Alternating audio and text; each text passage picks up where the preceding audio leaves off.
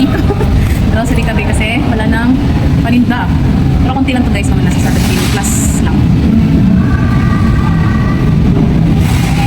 Di ba yun to? Ganun mo.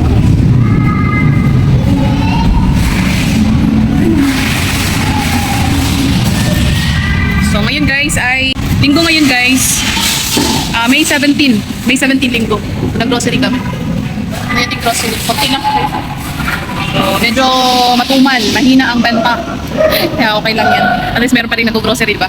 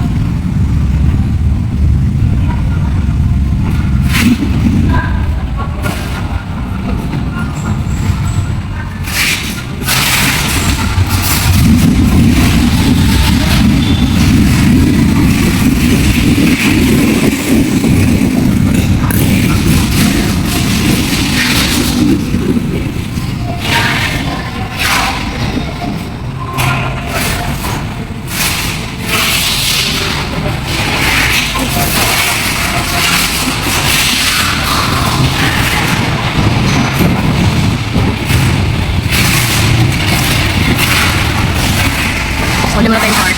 Cart guys.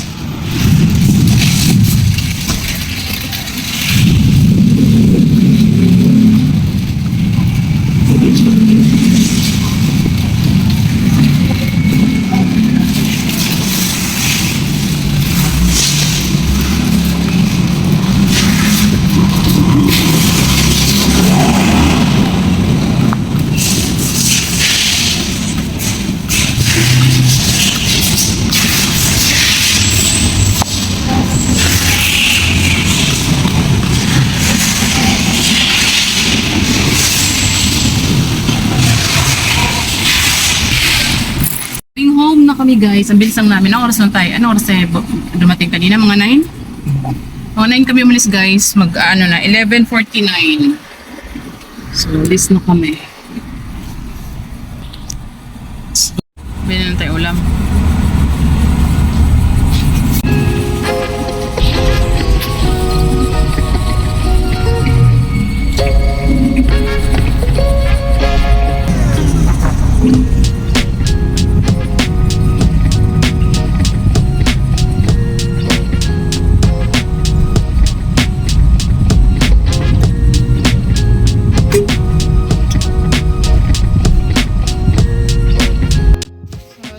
Grocery natin guys. Actually di na namin na ano no, di ko na siya na whole and pricing. Ayan, pero di ko pa na display. Ayan, ang ating mga grocery. Meron pa dito guys sa ilalim isang box.